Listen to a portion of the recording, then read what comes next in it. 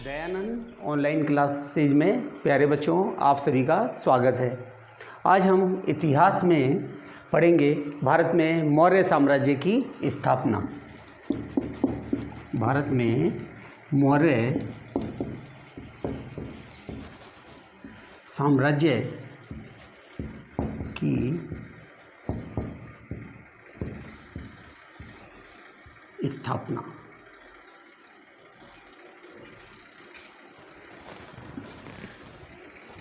मौर्य साम्राज्य जो है भारतीय इतिहास का बहुत इम्पोर्टेंट टॉपिक है, बहुत महत्वपूर्ण टॉपिक है।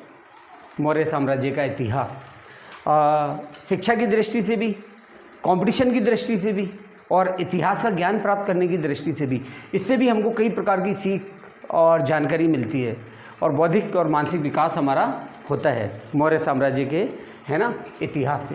कि भाई भारत में मौर्य साम्राज्य का क्या इतिहास है, इसकी स्थापना कब हुई, किसने इसकी स्थापना की, कहाँ पर इसकी स्थापना हुई, इसकी स्थापना के पीछे किसका मेन रोल था, मुख्य भूमिका किसकी रही थी, है ना। ये इसके अंदर मौर्य साम्राज्य की स्थापना में बताया गया है। अच्छा, अब इसके अंदर ये देखा जाता है मौर्य साम्राज्य की स्थापना में कि भाई सबसे, है ना, भारत में मौर्य साम्राज्य की स्थापना से पूर्व कौन सा साम्राज्य था, किस साम्राज्य का, है ना, विनाश करके मौर्य साम्राज्य को स्थापित किया गया। तो मौर्य साम्राज्य से पहले भारत में जो मगध के अंदर शासक थे वो नंद वंश का शासन था। तो नंद वंश के शासक शासन कर रहे थे उस समय में। नंद वंश का जो शासन था, तो नंद वंश का शासन जो था ना, ये शासनकाल पितृहंता शासनकाल कहा जाता है।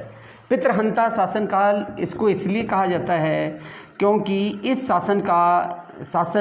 इस वंश में जितने भी शासक हुए, जिन लोगों ने शासन किया, उन सभी ने अपने पिता की हत्या करके वो शासक बने थे। नंद वंश के जो राजा थे उन्होंने अपने पिता की हत्या करके वो राजा बने। उनके पिता ने अपने पिता की हत्या की, उनके पिता ने अपने पिता की हत्या की थी और उनके पिता ने अपने पिता की हत्या की थी। तो इनमें क्या है, इनका 5-6 पीढ़ियों का ये रिकॉर्ड चला आ रहा था कि साहब ये तो पितृहंता वंश है। मतलब राजा अपनी इच्छा से यदि अपने पुत्र को अपना शासन नहीं संभला रहा है, अपने पुत्र को अपना उत्तराधिकारी घोषित नहीं कर रहा है, और कई पुत्र हैं, 3-4 पुत्र हैं, 5 पुत्र हैं, और हर पुत्र महत्वाकांक्षी और अभिलाषी होता है। राजा बनना हर पुत्र चाहता है, हर व्यक्ति, और पुत्री क्यों, हम भी चाहते हैं, आप भी चाहते हो, सब यही चाहते हैं कि हम राजा बने, है ना, महाराजा बन जाएं और बहुत बड़ा हमारा साम्राज्य हो और शाही ठाट बाट के साथ हम अपना जीवन व्यतीत करें, है ना। और बिना संघर्ष के यदि हमको राजा बनने के लिए बहुत बड़ा साम्राज्य मिल जाए तो इससे अच्छी तो कोई बात ही नहीं है। कोई संघर्ष करना नहीं चाहे, कोई युद्ध लड़ना नहीं चाहे, है ना, कठोर परिश्रम नहीं करना चाहे, बिना पसीना बहाए यदि इसको बहुत बड़ा साम्राज्य मिल जाता है शासन करने के लिए, तो इससे अच्छी क्या बात है। तो हर व्यक्ति यही चाहता है कि मुझे तो बस अपने पिता का साम्राज्य मिल जाए और जो भी इन्होंने अपना शासन बनाया है उसका मैं शासक बन जाऊं, मुझे संघर्ष नहीं करना पड़े और आराम से बैठ करके मैं भोग विलास में अपने महलों में रत रहूँगा, बढ़िया खाऊँगा पीऊँगा और अच्छी तरह अपनी इच्छा अनुसार अपना जीवन व्यतीत करूँगा। हर व्यक्ति की इच्छा होती है। इस कारण हुआ क्या कि नंद वंश जो थे वो पितृहंता शासक थे। इसके शासन, नंद वंश के शासन में एक महत्वपूर्ण घटना घटी। किसके साथ? मौर्य वंश की स्थापना के साथ चाणक्य नाम के एक विद्वान थे, ठीक है। चाणक्य का नाम आप सभी ने सुना है, आप सभी ने पढ़ा है, आप सभी चाणक्य के बारे में अच्छी तरह से जानते हो। इनके 3 नाम थे चाणक्य के, है ना।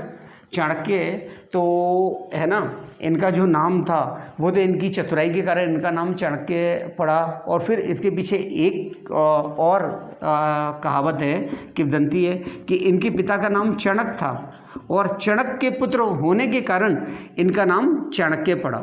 और जो इनका नाम संयुक्त से पिता का नाम चणक था और चणक के पुत्र होने के कारण इनका नाम चाणक्य पड़ा।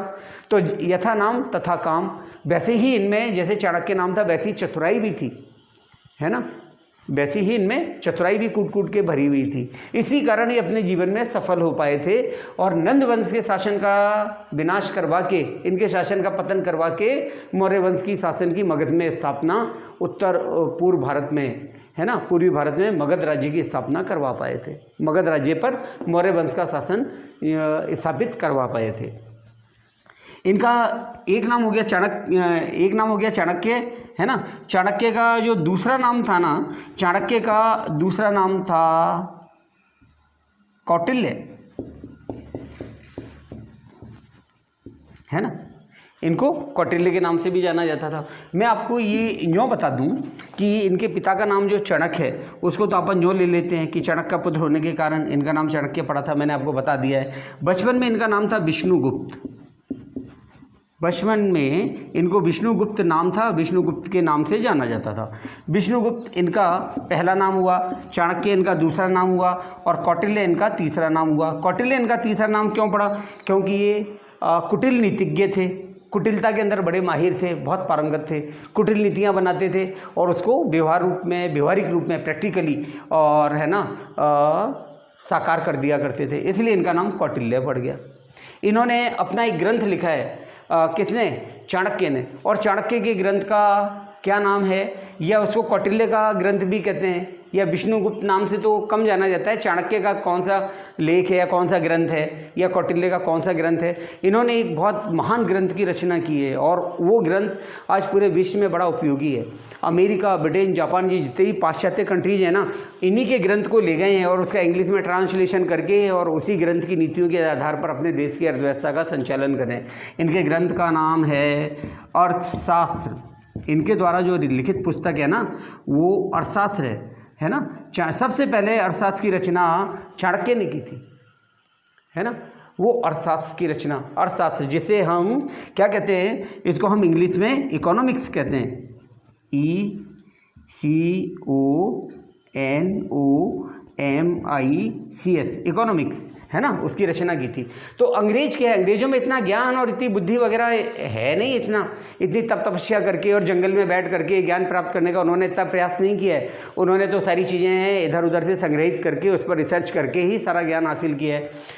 एक्चुअल में जो चाणक्य का अर्थशास्त्र है ना, उन्होंने अपने अर्थशास्त्र के अंदर अर्थव्यवस्था के बारे में, राजनीति के बारे में और कई विषयों के बारे में गूढ़ जानकारियाँ, गहन जानकारी दी और मूलभूत उसके सिद्धांतों के बारे में बताया है। ठीक है, उन सिद्धांतों का विश्लेषण करके उनके आधार पर नई नई नीतियाँ और नए नए सिद्धांत बना करके आज America, Britain, Japan, France, Germany, Italy, रूस, है ना, जापान, ये सारे देश आगे बढ़ रहे हैं। तो ये बहुत बड़ा अहम जो है रोल चाणक्य का रहा है मौर्य साम्राज्य की स्थापना के अंदर। और चाणक्य ने अपने एक ग्रंथ की भी रचना की थी और उनके ग्रंथ का नाम था अर्थशास्त्र। अब मैं आपको ये बताता हूँ कि मेन पॉइंट पर अपन आते हैं कि मौर्य साम्राज्य की स्थापना किस प्रकार से हुई। तो मौर्य साम्राज्य की स्थापना के पीछे जो मुख्य कारण था वो ये था कि नंद वंश के जो राजा थे तो वो क्या करते थे कि रोज़ सवेरे गरीबों को दान दिया करते थे, है ना। जो भी याचक उनके घर के बाहर सवेरे लाइन लगती थी भिक्षुकों की, गरीबों की और जो आवश्यकता वाले व्यक्ति हुआ करते थे जिनको धन दौलत की और दान लेने की आवश्यकता हुआ करती थी, जो निर्धन लोग, दरिद्र लोग थे, वो सारे लोग आते थे और उनके घर के बाहर सवेरे लाइन लगती थी और वो एक गद्दी पर बैठ करके और वहाँ से दान दिया करते थे, गरीबों को दान दिया करते थे। और सोना, चांदी, हीरे जवाहरात, धन दौलत, रुपया, पैसा, जिसको जो चाहिए सब ले जाओ, वो है ना, सारी चीज़ें दिया करते थे। अच्छा, चाणक्य क्या है कि एक ब्राह्मण परिवार में जन्म हुआ था, इनके पिता ब्राह्मण थे लेकिन एक निर्धन ब्राह्मण की संतान थे और बड़ी निर्धनता में इनका जीवन व्यतीत हो रहा था। इनकी माता श्री इनको ये कहा करती थी, बेटा सारे लोग राजा नंद के दरवाजे पर सवेरे है ना वो दान दिया करते हैं, सब लोग जाकर के वहाँ पर दान लेते हैं, तो बेटा तू भी जाकर के वहाँ लाइन में लग जा, तू भी दान लेकर के आ जा वहाँ से। तो दान दक्षिणा से क्या है, अपनी गरीबी दूर हो जाएगी, अपने भी थोड़ा क्या है आर्थिक स्थिति सही हो जाएगी और ये गरीबी से छुटकारा मिल जाएगा, अपन भी अच्छी तरह जीवन व्यतीत कर पाएंगे समाज में सभी लोगों के साथ में। चाणक्य रोज रोज सुनते थे। एक दिन उन्होंने कहा चलो ठीक है मैं भी जाता हूँ नंद राजा के यहाँ। तो जब चाणक्य वहाँ पहुँचे तो क्या हुआ, चाणक्य एक तो थोड़ा सा विलम्ब हो गया था और राजा नंद दान पुण्य कर चुके थे, वो सारा कुछ बांट गए थे, गद्दी पर से हट गए थे। अब किंवदंती अलग अलग कई लेखकों की पुस्तकें हैं इतिहास की, हाँ, तो क्या है कि हर पुस्तक में थोड़ा थोड़ा सा डिफरेंट करके बता रखा है, भिन्न भिन्न रूप में बता रखा है, लेकिन मोटी बात जो ये है तो ऐसा सुनने में आता है कि जो राजा नंद की गद्दी थी, जिस गद्दी पर बैठ के दान किया करते थे, चाणक्य गए और उस गद्दी पर जाके बैठ गए।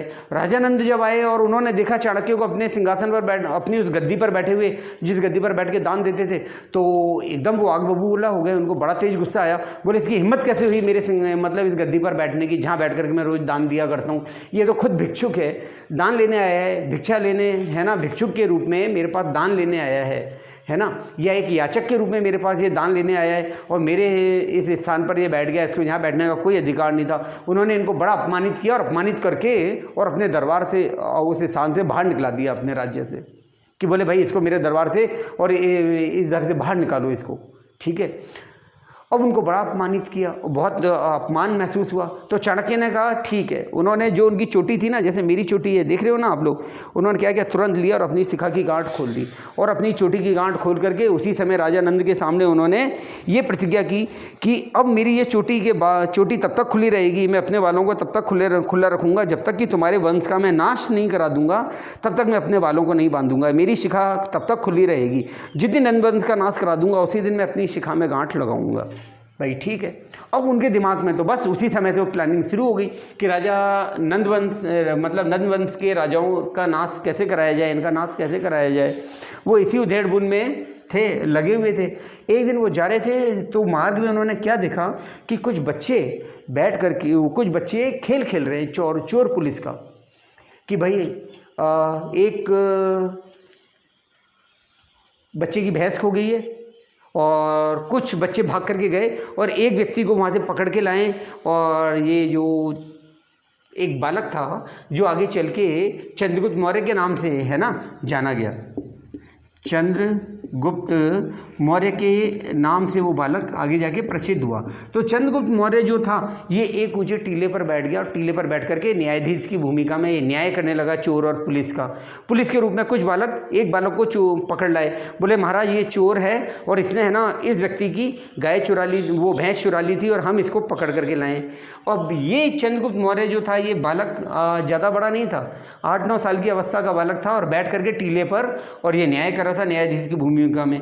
तो चाणक्य वहाँ पर रुक गए और रुक करके बच्चों का खेल देखने लगे। वो और न्याय की भूमिका में जब चंद्रगुप्त मौर्य को उन्होंने देखा ना और चंद्रगुप्त मौर्य का जो न्याय देखा और इसकी जो कुशलता देखी प्रशासनिक, तब उनको चंद्रगुप्त मौर्य के दिमाग में ये बात आ गई कि ये बालक बिल्कुल सम्राट बनने के योग्य है, इसमें सम्राट बनने के सारे गुण हैं और मैं आगे इसको ले जा करके प्रशिक्षित करूँगा, शिक्षित करूँगा, सब कुछ सिखा दूँगा, पारंगत बनाऊँगा, पढ़ाई लिखाई कराऊँगा और इसको है ना युद्ध तलवार करना और घुड़सवारी सारे मतलब जितने भी अस्त्र है सारे हथियार और युद्ध चलना सिखा दूँगा और इसको राजा बनने की ट्रेनिंग दे दूँगा और एक इसको अच्छा सेनापति और एक बहुत बढ़िया घुड़सवार और एक अच्छा योद्धा बनाऊँगा युद्ध लड़ने के लिए। तो ये नंदवंश का नाश करने के लिए सही व्यक्ति जो मेरी तलाश थी, सही बालक मेरे हाथ लग गया है, इसको बड़ा करके पूरी तरह से प्रशिक्षित करके इससे मैं नंदवंश के राजाओं के राज्य पर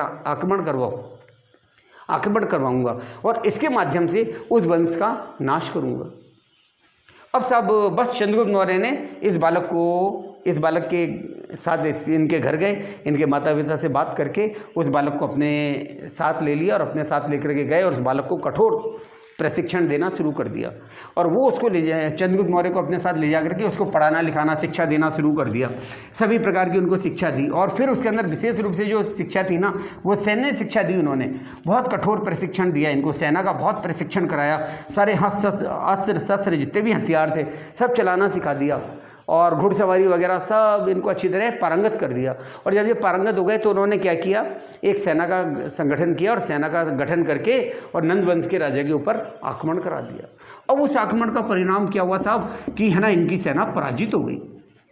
नंदवंश के ऊपर जो आक्रमण हुआ उस आक्रमण में चंद्रगुप्त मौर्य की और चाणक्य की सेना पराजित हो गई और इनकी सेना को धूल चाटनी पड़ गई साहब और औंधे मुंह इनकी सेना गिरी और इन लोगों को वहाँ से जान बचा करके भागना पड़ा, चाणक्य को और चंद्रगुप्त मौर्य को, है ना, बचे कुचे सैनिकों के साथ। अब ये दोनों अपने इस प्रायश्चित में लगे रहे कि आखिर हमसे गलती कहाँ हुई, हमारी पराजय क्यों हुई, क्या कारण था हमारी पराजय का, हम क्यों नहीं मतलब पराजित हो पाए,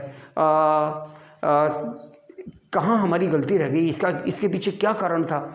तो सब वो क्या हुआ कि एक रात को ये घर में ठहरे विश्राम करने के लिए। इन्होंने एक परिवार से याचना की कि साहब हमको रात्रि विश्राम करना है, यदि आप सर्दी का भी टाइम है, आप रात्रि विश्राम करने की आज्ञा दे दो तो बढ़िया रहेगा, हम एक कुटिया में आपके एक कक्ष के अंदर हम आराम कर लेंगे, सवेरे हम प्रस्थान कर जाएंगे, हम तो यात्री हैं। तो वो परिवार सहमत हो गया, उन्होंने कहा ठीक है, पास वाली कुटिया के अंदर आपके लिए हम 2 चारपाई लगा देते हैं, आप दोनों उसके ऊपर विश्राम करो। अब ये क्या हुआ, ये चंद्रगुप्त मौर्य और चाणक्य ये दोनों विश्राम कर रहे थे। जो उस घर की महिला थी, गृहिणी उस परिवार की, उसने भोजन में खिचड़ी बनाई थी और वो एक थाली में खिचड़ी निकाल के लाई और अपने बच्चे को, अपने बालक को वो भोजन के रूप में खिचड़ी खिला रही थी। तो बच्चे ने क्या किया कि खिचड़ी, भूखा था, उसने खिचड़ी की थाली के अंदर क्या किया कि बीच में हाथ डाल दिया, खिचड़ी के बीच में, और हाथ डालते ही उसका हाथ जल गया। तब बच्चे की माँ ने उनको कहा, बेटा तू भी वही गलती मत कर जो गलती चाणक्य ने और चंद्रगुप्त मौर्य ने की थी। तो उन्होंने कहा, माँ मैं समझा नहीं, क्या मतलब, समझाओ मुझे। तो उसकी माँ ने कहा, बेटा चाणक्य ने और चंद्रगुप्त मौर्य ने क्या किया कि सीधे नंद वंश के राजा की राजधानी पर आक्रमण किया बीच में जाकर के। इस कारण उनको नंद वंश की सेना ने चारों तरफ से घेर करके पराजित किया। ये उनकी बहुत बड़ी गलती थी। तो उन्होंने कहा, तो माँ फिर उनको क्या करना चाहिए था पराजय से बचने के लिए? तब उस बालक की माँ ने कहा, एक्चुअल में क्या करना चाहिए था उनको कि जो उनका साम्राज्य था, मान लिया कि मगध साम्राज्य इतना बड़ा है, तो बोले उनको एक किनारे से धीरे धीरे करके नंद वंश के राज्य को जीतना चाहिए। पहले इतना क्षेत्र जीत लिया, इतने राज्य पर आक्रमण किया, फिर आगे बढ़ते, फिर और राज्य को जीतते जाते, फिर और आगे बढ़ते जाते, धीरे धीरे जो बढ़ते जाते और फिर राजधानी पर आक्रमण करते। तो इतना क्षेत्र तो उनके अधिकार में आ जाता, फिर राजधानी पर आक्रमण करते और यूँ करके वो नंद वंश का पूरा राज्य जीत सकते थे। तो बोले, बेटा तू एक किनारे से खिचड़ी खाना शुरू करेगा तो तेरा हाथ नहीं जलेगा। बीच में खिचड़ी सबसे ज़्यादा गर्म होती है और बीच में खिचड़ी खाएगा तो तेरे दोनों हाथ ही दोनों हाथ से खाएगा, दोनों हाथ जल जाएंगे, और एक हाथ से खाएगा एक हाथ जल जाएगा। इसलिए अपने हाथ को सुरक्षित रख और बेवकूफ़ी मत कर, बुद्धिमानी से काम ले और एक तरफ से थाली में से खिचड़ी खाना शुरू कर, क्योंकि किनारे की खिचड़ी पर पतली परत होती है, कमज़ोर परत होती है और वो पहले जल्दी ठंडी होती है। इस कारण है ना, वहाँ से खाना शुरू करेगा तो तेरा हाथ नहीं जलेगा। तो वही वाली बिल्कुल सही बात है ये भाई। जहाँ राजधानी होती है तो राजधानी में तो सारे साजो सामान, हथियार, गोला बारूद, सैनिक, सिपाही, सेनापति, राजा महाराजा, मंत्री गण, संतरी, है ना, और सारी प्रजा वर्जा सब लोग चाक चौबंद होती है और सब कोई कमी नहीं होती है ना, पूरे हथियार सब भरे होते हैं। लेकिन जो राज्य का जहाँ तक विस्तार हुआ है, तो जो राज्य का छोर होता है, किनारा होता है, दूर दराज का जो एरिया होता है, क्षेत्र होता है, वो क्षेत्र पर इतना ध्यान नहीं दिया जाता है। दूर दराज का क्षेत्र है और वो इलाका है ना, तो वहाँ पर राजा भी ज़्यादा खर्च नहीं करते हैं, ज़्यादा ध्यान नहीं दे पाते। इस कारण क्या होता है कि वहाँ की स्थिति कमज़ोर होती है और कमज़ोर चैन को पहले तोड़ा जा सकता है, तो कमज़ोर क्षेत्र को पहले जीता जा सकता है ना। तो इस तरीके से यदि वो करते कि किसी भी एक कॉर्नर से, है ना, या तो मान लिया कि वो इधर पूरब से, या तो पूरब से, या पश्चिम से, या उत्तर से, या दक्षिण से, किसी भी दिशा से, है ना, उनके राज्य पर आक्रमण करना शुरू करते थे, उनके राज्य को आसानी से जीत सकते थे वो लोग, और उनके राज्य को आसानी से जीत सकते थे। तो बस नंद वंश का आक्रमण हो जाता पहले आक्रमण में ही, और मौर्य साम्राज्य की स्थापना हो जाती। अब सब चंद्रगुप्त मौर्य और चाणक्य, ये दोनों तो बेस बदल करके, है ना, पूरे नगर में विचरण कर रहे थे और जनता के बीच में जा जाके सबके विचार सुन रहे थे और सबसे ये जानना चाह रहे थे कि एक्चुअल में चाणक्य की और चंद्रगुप्त मौर्य की सेना की पराजय क्यों हुई, उसके पीछे मुख्य कारण क्या था, इनको उस कारण का पता लगाना था। और उस घर में भी ये बेस बदल के गए थे, इनको कोई पहचान तो पाया नहीं कि ये वो असली चाणक्य और चंद्रगुप्त मौर्य वो यही दोनों हैं। ठीक है, ये तो मुसाफिर की तरह, यात्री की तरह, और बेस बदल के सर पर कपड़ा वपड़ा बांध करके और यूँ गाँव सिंपल बन करके घूम रहे थे। तब इनको अपनी गलती का एहसास हुआ, दोनों तुरंत उठे, इन्होंने कहा ठीक है, हमें अपनी गलती पता पड़ गई, हमारी पराजय क्यों हुई, अब की हम क्या करेंगे, जो गलती हमने इस बार की थी अगली बार वो गलती नहीं करेंगे और नंदवंश के साम्राज्य का पूरा नाश कर देंगे। अब साहब वो दोनों सब प्रातःकाल भोर होते ही तुरंत वहाँ से प्रस्थान कर गए और जाकर के अपनी सैन्य तैयारी में लग गए। इन्होंने फिर अपनी दोबारा सेना की तैयारी की और दोबारा सेना की तैयारी करने के पश्चात जम करके इन्होंने पूरा चाक चौबंद होकर के फिर नंदवंश के ऊपर दोबारा आक्रमण किया, और दोबारा आक्रमण किया तो नंदवंश पराजित हो गया और सब चंद्रगुप्त मौर्य की और चाणक्य की जीत हो गई। अब चंद्रगुप्त मौर्य की जीत हुई थी तो चाणक्य ने कहा कि भाई मैं तो जो राजा बनाऊंगा ना, सम्राट, तो जो सम्राट बनाऊंगा तो सम्राट तो मैं चंद्रगुप्त मौर्य को बनाऊंगा, मैं, है ना, चंद्रगुप्त मौर्य ही सम्राट रहेगा, जो शासक है वो तो ये रहेगा, और मैं इनके शासन का क्या करूँगा, चंद्रगुप्त मौर्य, मैं प्रधानमंत्री बनूँगा, मैं राज्य की प्रशासनिक व्यवस्था को संभालूंगा और राजा तो चंद्रगुप्त मौर्य को बनाऊंगा। बस तो फिर क्या था, इन्होंने चंद्रगुप्त मौर्य को मगध का शासक बनाया और खुद उनके साम्राज्य के अंदर प्रधानमंत्री बन गए। और चाणक्य के बलबूते पर या चाणक्य की कुशाग्र बुद्धि, है ना, और इनकी कुटिलता और इनकी चतुरता, और बुद्धिजीवी तो एक नंबर के थे, सुपर, कंप्यूटर भी, सुपर कंप्यूटर भी फेल है इनके दिमाग के आगे, इतना शार्प इनका दिमाग चलता था। उस कारण चंद्रगुप्त मौर्य सफलतापूर्वक काफ़ी वर्षों तक मगध के ऊपर अपना साम्राज्य स्थापित करके शासन का सुव्यवस्थित ढंग से संचालित करते रहे। और चंद्रगुप्त मौर्य ने चाणक्य के सानिध्य में रह करके भारत के ऊपर अपने एक विशाल साम्राज्य की स्थापना की। उत्तर, दक्षिण, पूर्व, पश्चिम चारों दिशाओं के अंदर भारत के अंदर एक विशाल साम्राज्य चंद्रगुप्त मौर्य का स्थापित हो गया। बच्चों, आज के टॉपिक में आपको यहाँ तक मैंने पढ़ाया है, और आगे विस्तार से जो इनके साम्राज्य का विश्लेषण है और जो चर्चा है मौर्य साम्राज्य की भारत के अंदर, है ना, वो आपको अगले उसके अंदर वीडियो के अंदर बताया जाएगा। Thank you very much.